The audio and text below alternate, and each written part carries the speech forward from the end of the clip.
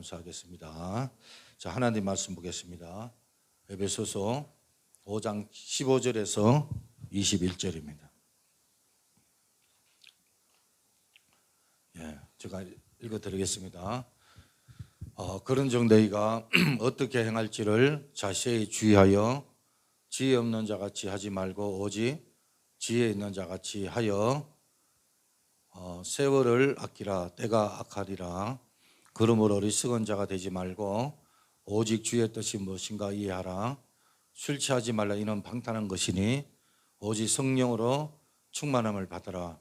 시와 찬송과 신령한 노래들로 서로 화답하며 너희의 마음으로 주께 노래하며 찬송하며 범사의 우리 주 예수 그리스도의 이름으로 항상 아버지 하나님께 감사하며 그리스도를 경외함으로 피차 복종하라. 아멘. 이상 하나님의 말씀입니다. 오늘 에베소서 5장 15절에서 21절 말씀을 가지고 어떻게 살 것인가라는 제목으로 말씀을 나누길 원하는데 많은 은혜 받으시길 바랍니다. 예수님 믿는 사람들 그리스도인이라고 그러죠. 이런 사람은 단지 교회에 출석하는 사람이 아닙니다. 예수님을 나의 생애에 구주로 믿고 또 주인으로 영접한 사람이죠.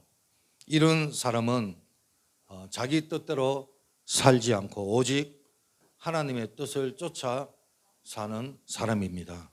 또한 자기 힘으로 살지 않고 하나님으로부터 공급하시는 은혜로 살아가는 사람이죠. 신앙생활도 마찬가지입니다. 내 힘과 내 의지로 하려고 하면은 피곤합니다. 힘이 듭니다. 그러나 하나님의 은혜로 또 하나님께서 공급하시는 힘으로 감당하면은요, 그것이 기쁨이 넘치는 거거든요. 그러므로 우리는 하나님의 말씀을 따라 예수님 중심으로 살아가야 될 줄로 믿습니다.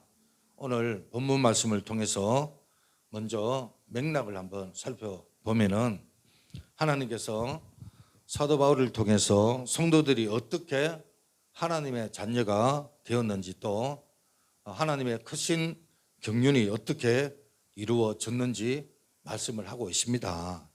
그리고 하나님께서 우리를 부르신 그 부르신 소망이 무엇인지, 이후에 있을 또 영광이 어떤 것인지 모두가 깨닫게 되기를 원한다라면서 1장에서 이야기를 하고 있습니다.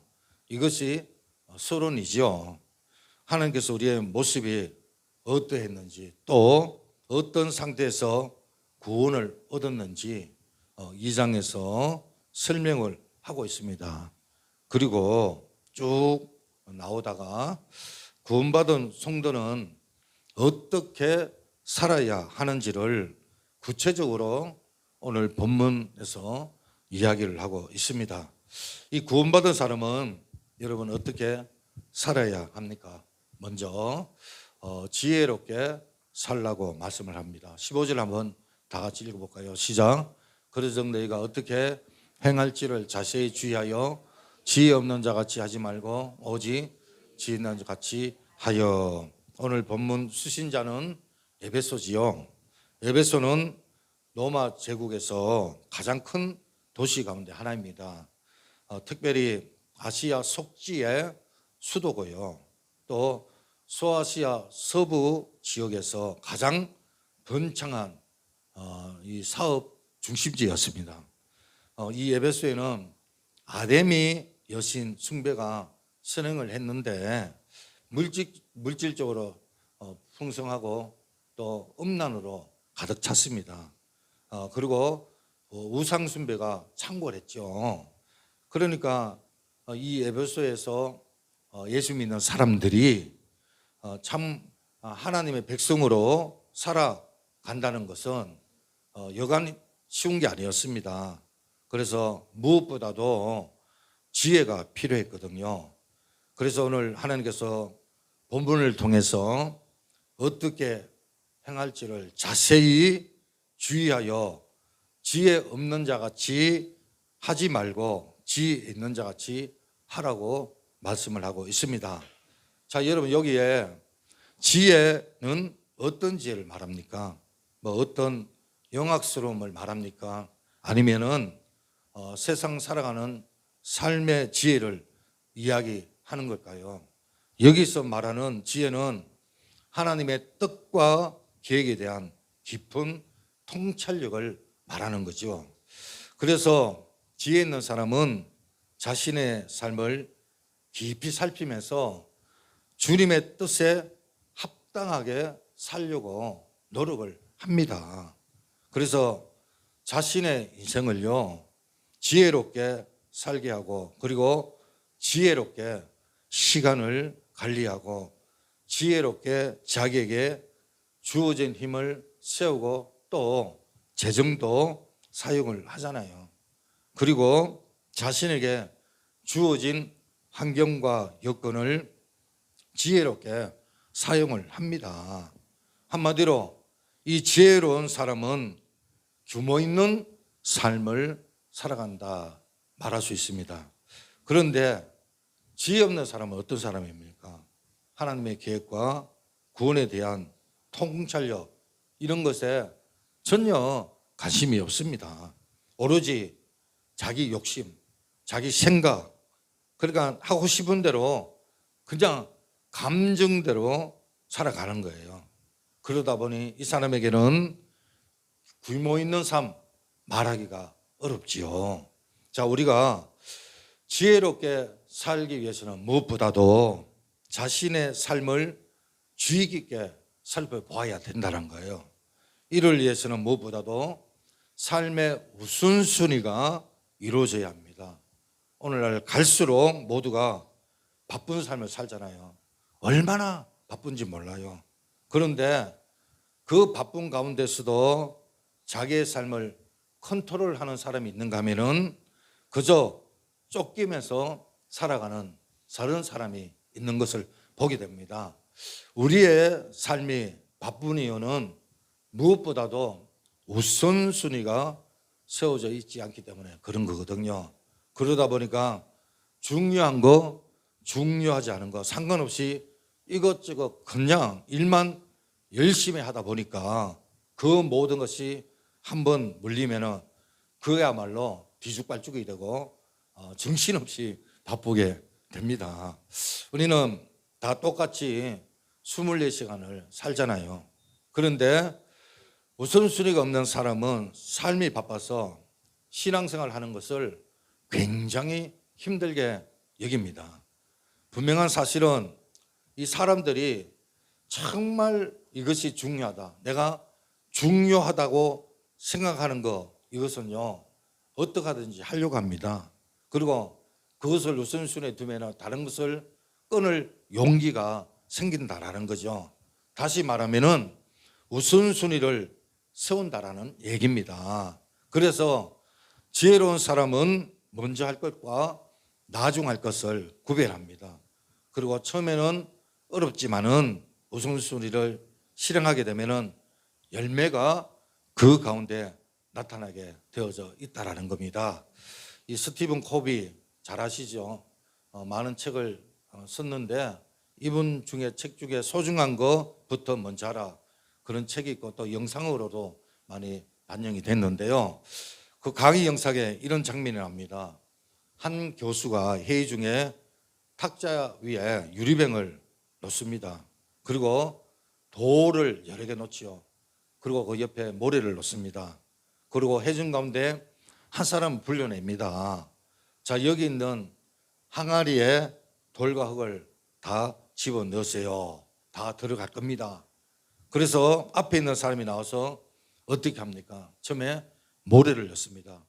그리고 돌을 집어넣는데 중간에 넘쳐서 더 이상 넣지를 못하는 거예요. 아무리 수소여도 들어가지가 않는 거예요. 강사가 다시 말합니다. 자, 다시 보세요. 먼저 유리 항아리에다가 큰 돌부터 집어넣는 거예요. 그리고 작은 돌을 집어넣고 그 다음에 모래를 집어넣는 거예요. 그렇게 하니까 항아리에 다 들어가더라는 거예요. 그러면서 스티븐 코비가 이런 얘기를 합니다. 중요한 거, 그러니까 큰 것부터 먼저 하게 되면 나머지 것도 다 할 수 있다라고 이야기를 하지요. 맞습니다. 우리가 지혜롭게 살기 위해서는 바로 우선순위를 분명히 세워야 된다라는 겁니다. 우선순위가 뭡니까? 여러분 삶 속에 우선순위가 뭡니까? 하나님 아닙니까? 할렐루야. 그 다음 가정 아닙니까? 가정이 우선순위 아니에요? 그리고 뭐 등등등 내 자신일 수도 있고요. 그렇게 세워 나가야 된다라는 거죠. 이것이 거꾸로 되면 뒤죽박죽이 되는 거예요. 여러분 하나님, 가정, 그 다음에 자기 등등 일들이 있는 거지요.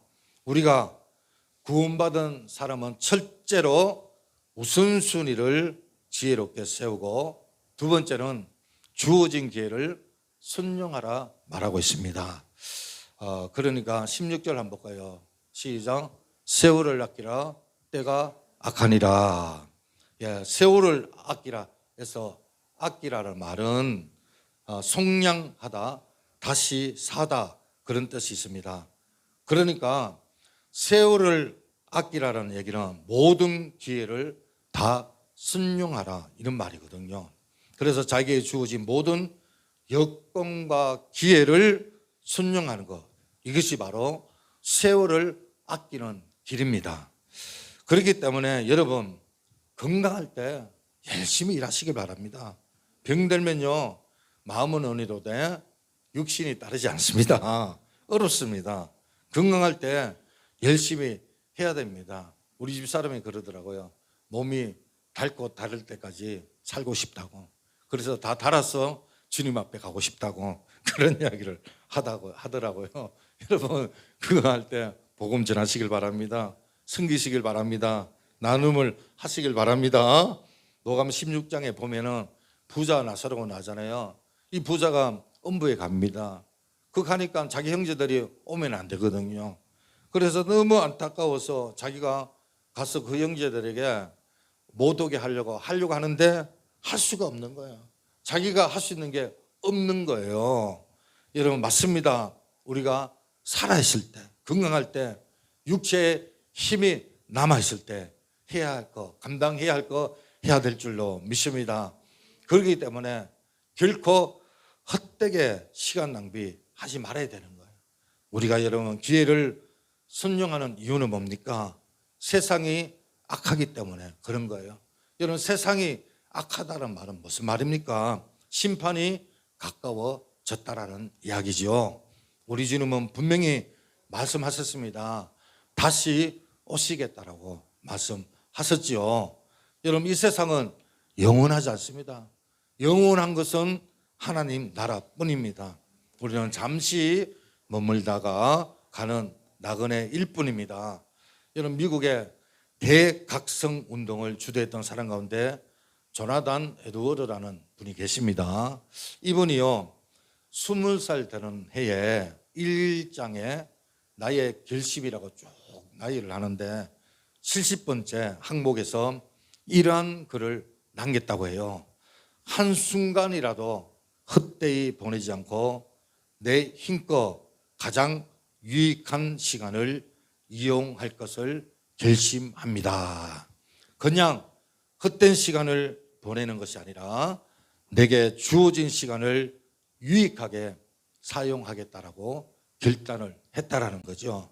여러분 이것은 우리 여러분 정말 중요한 겁니다. 이렇게 살기 위해서는 비결이 하나 있습니다. 뭘까요? 그것은 바로 내일은 나의 시간이 아니라는 거예요. 오늘 하루, 오늘 살아계심에 감사하시길 바랍니다. 나에게 생명을 허락하신 하나님 앞에 감사하시길 바라고요. 내일은 나의 시간이 아닙니다. 우리가 코로나 이후에 많은 분들이 예배 생활을 잃어버렸어요. 그래 가난한 성도가 얼마나 많습니까? 지금 가난한 성도가 100만이 넘는다고 합니다. 우리에게 내일이 보장되지 않습니다. 주님 앞에 예배를 드려야 됩니다. 하나님 앞에 나와야 됩니다. 할렐루야. 그래서 구원받은 사람은 주어진 기회를 순종해야 된다라는 거죠. 더 나아가서 구원받은 사람은 하나님의 뜻을 찾으며 살아야 된다는 겁니다. 우리 17절 다 같이 읽겠습니다. 시작. 그러므로 어리석은 자가 되지 말고 오직 주의 뜻이 무엇인가 이해하라. 어리석은 사람은 주의 뜻을 알지 못하고 이해하지 못하기 때문에 그저 육신의 욕심에 따라 자기의 중심에 따라 살아갑니다. 본능적으로 사는 거죠. 우리가 정말 주의 뜻을 생각하지 않으면 우리도 똑같이 그렇게 살아갈 수밖에 없다라는 겁니다. 여기서 주의 뜻을 이해하라, 이 말은 주의 뜻을 이루기에 전적으로 노력을 해야 된다라는 그런 뜻입니다. 여러분, 주의 뜻이요 갑자기 오는 게 아니에요. 내가 마음이 편하고 내 편한 대로 그게 주의 뜻이고 마음이 불편하면 그게 주의 뜻이 아니다, 그게 아니지요. 주의 뜻은 힘쓰는 자가 찾을 수가 있는 겁니다. 그래서 예수님도 십자가에 지시기 전에 겟세마네 동산에서 이런 기도를 하잖아요. 아버지여, 나의 원대로 하지 마옵시고 아버지의 원대로 하기를 원하나이다. 이게 주님의 뜻을 구하는 거거든요. 그리고 제자들에게 기도를 가르칠 때 어떻게 하셨습니까? 뜻이 하늘에서 이루어진 것처럼 땅에서도 이루어지게 하옵소서. 이렇게 기도를 가르쳤습니다. 우리 인생에 있어서 하나님의 뜻 발견하는 거, 그것을 행하는 거 너무나 중요합니다. 우리가 일반적으로 하나님의 뜻을 구하는 것은 성경에서 우리가 발견할 수가 있습니다. 왜냐? 이 하나님의 말씀이 성경을 통해서 나타나기 때문에 그런 거 아닙니까?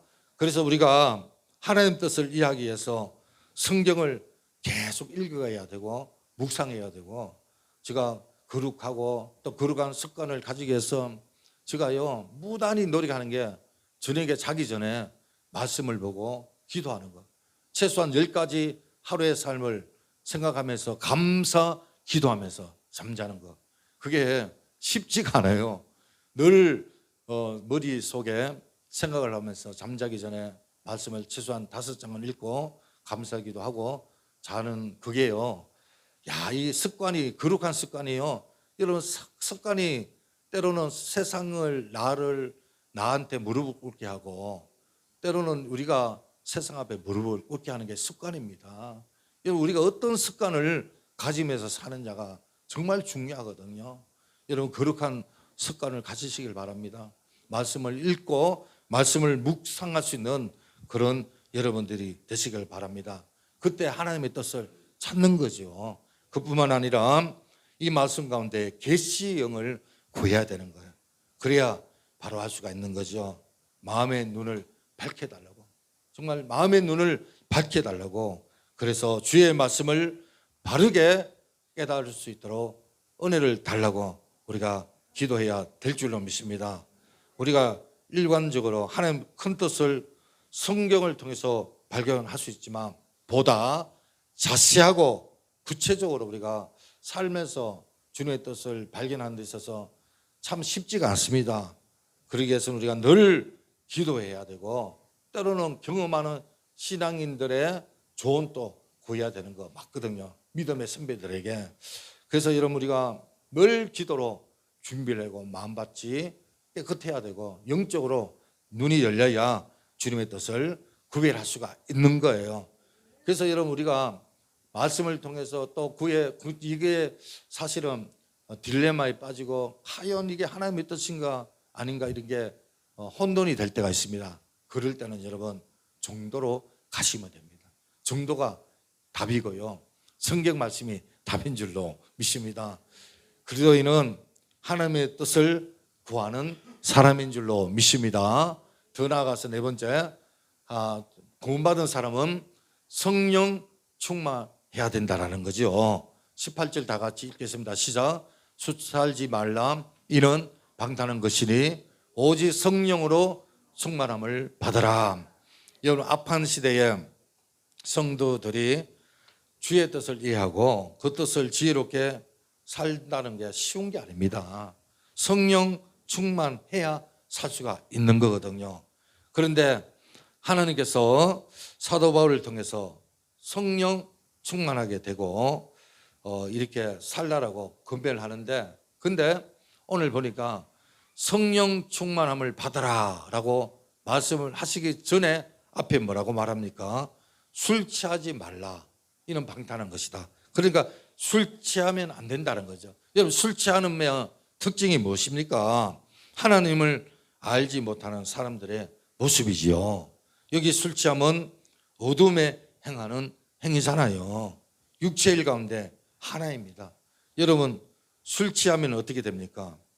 방탄을 하게 되는 거죠. 방탄이 뭡니까?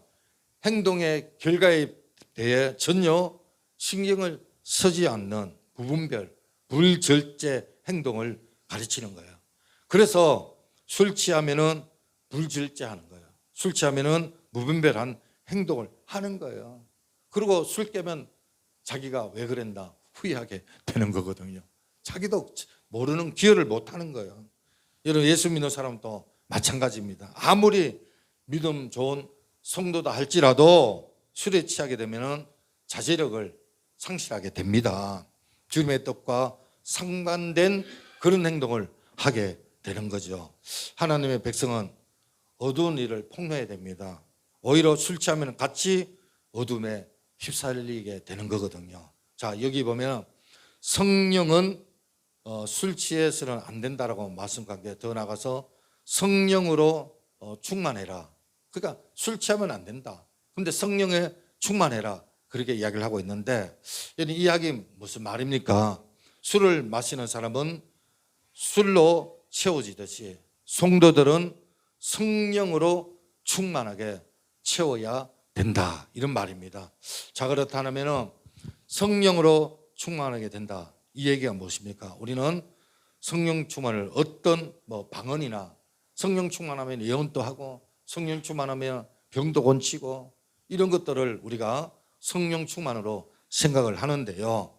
그러나 이거는 은사의 일부분입니다. 성령 충만은요, 성령께서 성도 개인이나 교회 충만히 임하셔서 영향력을 행사하는 거예요. 다스리는 거예요. 인도하는 거예요. 그 성령 충만이라는 것은 성령께서 나를 인도하고 다스린다, 그런 의미거든요. 그래서 성령 충만한 사람은 마음과 지성과 의지 모두 성령의 영향과 감화를 받는 거예요. 술 취하게 되면 어떻게 됩니까, 여러분? 행동에 자기를 주체하지 못하게 되잖아요. 마찬가지로 우리가 성령 충만 받으면은 우리의 마음, 의지, 지성까지 성령께서 다스리게 되는 거예요. 자, 이 성령 충만함은 한두 번 내가 은혜 자리에 간다 해서 되는 게 아닙니다. 지속적으로 하나님과 동행하고 은혜 자리에 있을 때 충만하게 되는 거거든요. 그래서 여러분, 예를 들어서 우리가 철학기를 합니다. 기도합니다. 은혜 받을 수 있어요. 산기도 가서 반짝 은혜 받을 수 있습니다. 기도원에 가서 은혜 받을 수 있습니다. 이 한 번 은혜 받았다고 은혜 충만, 성령 충만할 수가 있습니까? 그런데 여러분, 이것이요, 계속적으로 지속적으로 이어지지 않으면 어떻게 됩니까? 나중에는 이전보다 더 바닥으로 추락하는 그런 경우가 있는 거거든요. 하나님은 우리 한 사람 한 사람이 지속적으로 하나님과 동행하면서 성령 충만함을 받기를 원하는 줄로 믿습니다. 우리가 성령 충만하면 다른 거 아닙니다. 성령을 쫓아 살게 되어져 있다라는 거예요. 이 사람은 반드시 열매를 맺게 되어졌습니다. 그 10년 가운데서 생수의 강이 흘러 넘칩니다. 그리고 성령 안에서 의와 평강과 희락이 넘치는 거죠. 그것을 맛보게 되는 거예요. 이 사람은 하나님의 사랑에 부음바 돼가지고 어찌할 바를 모르는 거예요. 그래서 오직 성령이 임하며 권능을 받고 예루살렘과 온 유다와 사마리아 땅 끝까지 이르러 내 정인이 되리라. 이 말씀처럼요, 정말 전도의 자리에 가는 거예요. 복음의 자리에 가는 거예요. 이게 시켜서 됩니까? 돈 주다고 할 수 있습니까? 그게 아니에요. 기쁨이 넘치니까, 평화가 임하니까 나가는 거거든요. 자, 오늘 이것을 요약하면은 이렇게 말할 수 있습니다. 성령에 충만하면 두 가지 현상이 나타난다는 거예요. 첫째는 내적인 열매가 나타나고, 그리고 두 번째 외적인 열매가 나타나는데, 여러분, 내적인 열매가 뭐예요? 성령의 9가지 열매인 거예요. 예수님의 인격을 닮아갑니다. 그리고 그 삶 속에 예수님의 성품이 드러나게 되는 거예요. 야, 저 사람 성령 충만하다. 야, 저 사람 주님을 보는 것 같다. 야, 저 사람 예수 믿더니만 많이 변화됐다. 정말 인격의 사람이다. 그러니까 성령 충만하면은 예수님의 성품이 나타나게 되는 겁니다. 할렐루야. 물론 이것이 하루아침에 되어지는 게 아니죠. 끊임없이 내가 거룩한 습관을 가질 때, 주님의 자리에, 은혜의 자리에 나갈 때 되어지는 겁니다. 그러므로 성령 충만, 여러분 우리가 교회 다니고 예수님 믿고, 여러분 우리가 신앙생활을 한다고 하면서 여전히 옛 모습 그대로 있다면은 그분은 아직 성령 충만이라고 말할 수가 없는 거죠.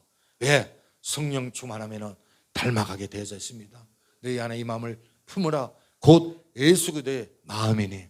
여러분, 성령 충만하면 주님을 닮아가게 되는 줄로 믿습니다. 더 나아가 외적인 열매가 맺어지는 거죠. 외적인 열매가 뭡니까? 바로 전도의 열매입니다. 여러분, 보다 구체적인 성령 충만하면 어떻게 일어나는가? 자, 볼까요? 19절 앞절에 보내는 건, 자, 19절 다 같이 읽겠습니다. 시작. 시와 찬송과 신령한 노래들로 서로 하답하며. 예, 시와 찬송과 신령한 노래들로 서로 하답한다 그랬습니다. 여러분, 하답이라는 얘기가 뭡니까? 사람과 사람 사이, 다시 말해서 부부 사이잖아요. 부모와 자녀 사이. 그러니까 시와 함께 찬미, 노래가 넘쳐난다, 그런 얘기입니다. 이것을 뭐 노래 잘 부른다, 그런 의미가 아니죠. 서로 관계가 깊어진다, 서로 관계가 좋아진다, 이 말입니다. 여러분, 성령이 충만하면 여러분 받은 은혜 나누고 싶잖아요. 기쁨을 나누고 싶거든요. 사랑을 나누고 싶거든요. 그 입에서 은혜의 말씀이 나오는 겁니다. 찬양이 터져 나옵니다. 왜? 내면에서부터 나오기 때문에 그런 거예요.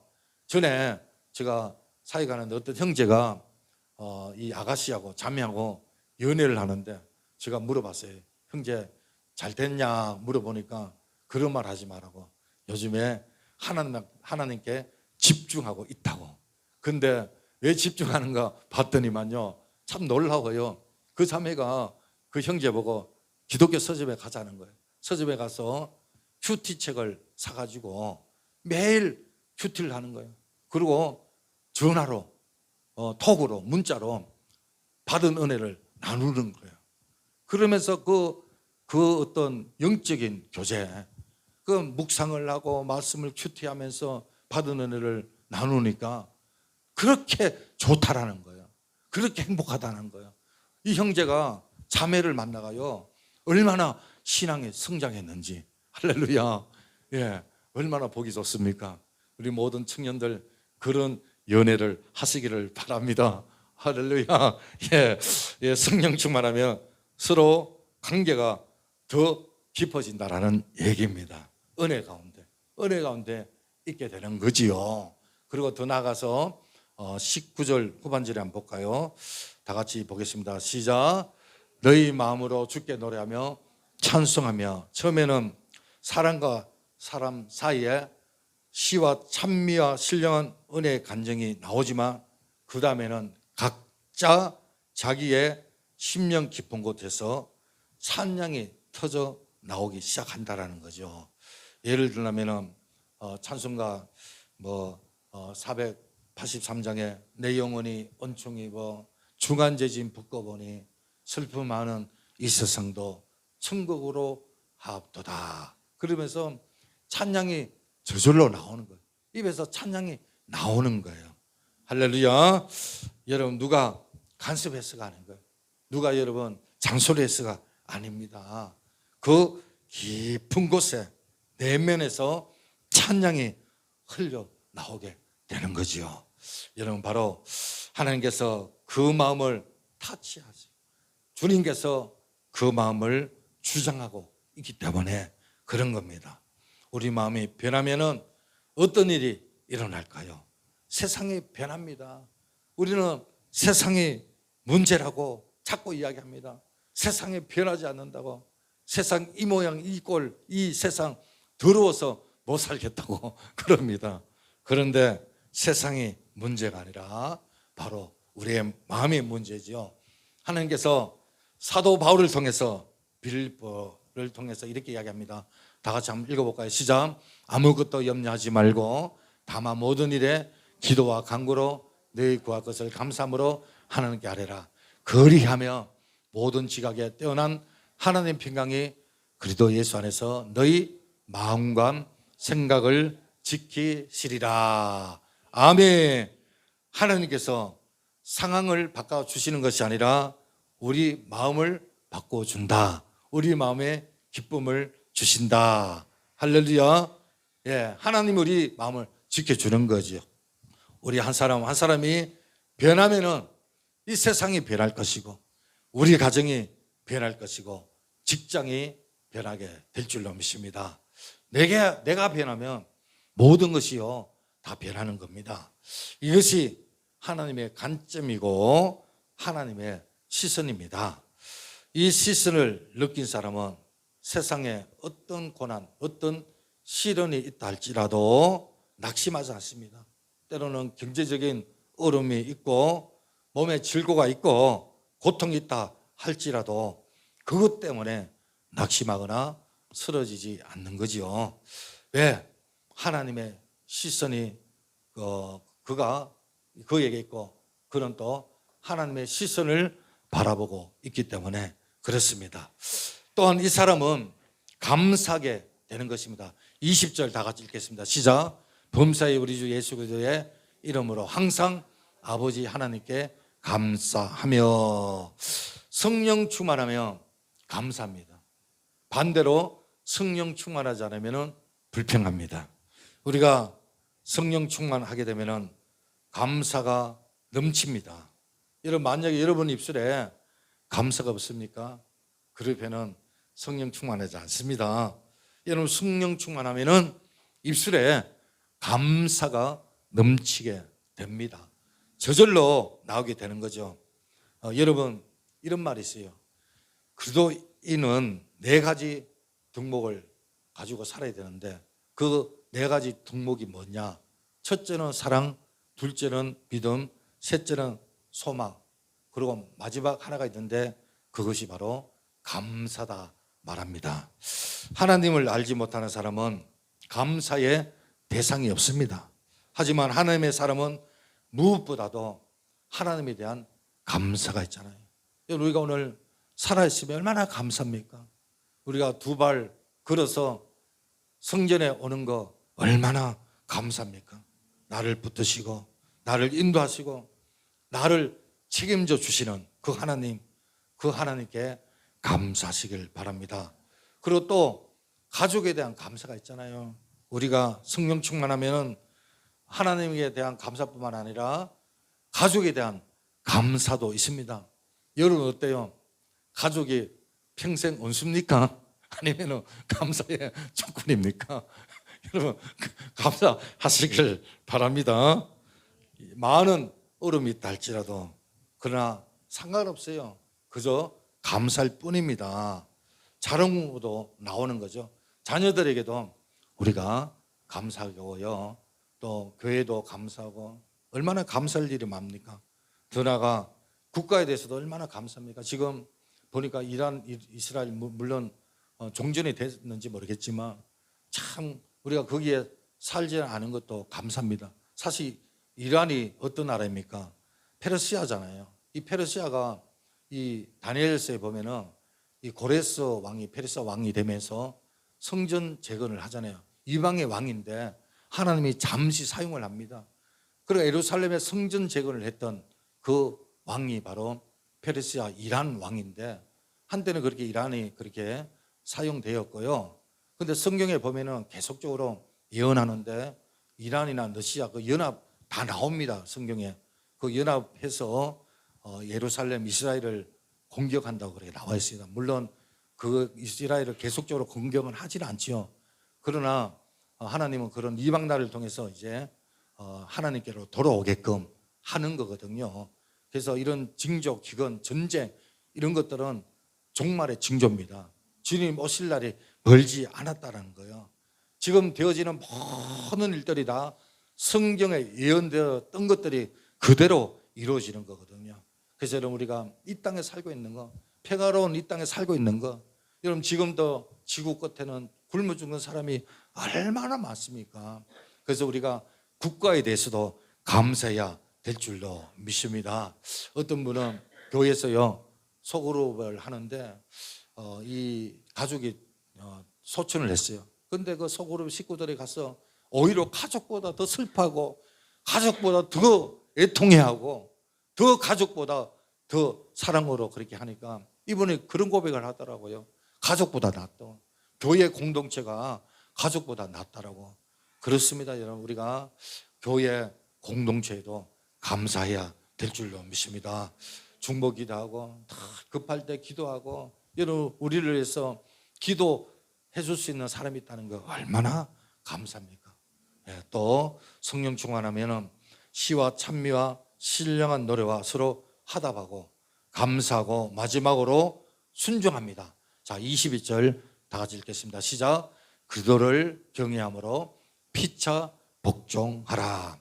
여러분 성령 충만하면은 서로가 서로에게 복종하게 되는 겁니다. 남편은 아내에게, 아내는 남편에게. 이 말씀을 이 새 한글 성경에는 이렇게 번역합니다. 자기를 상대 아래 두라. 그 상대 아래 자기를 두라. 그렇게 이야기를 하고 있거든요. 그러니까 남편이기 때문에 아내에 두는 것이 아니라 남편이든 아내든 서로가 서로에게 아래에 두는 겁니다.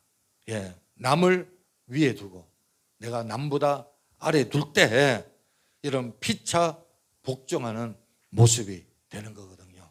사랑하는 성도 여러분, 우리 그리스도인은 세상 사람과 다릅니다. 동일하게 살아갈 수가 없습니다. 그리스도인답게 살아가야 됩니다. 그것은 지혜롭게 우선순위를 세우고 더 나아가 모든 기회를 선용하고 또 주의 뜻을 찾고 더 나아가 성령 충만한 삶을 살아가야 될 줄로 믿습니다. 그것이 바로 구원받은 사람들의 삶이고 구별된 사람들의 삶인 줄로 믿습니다. 할렐루야. 우리 찬송가 191장 부르면서 오늘 말씀을 생각하면서 다 같이 기도하겠습니다.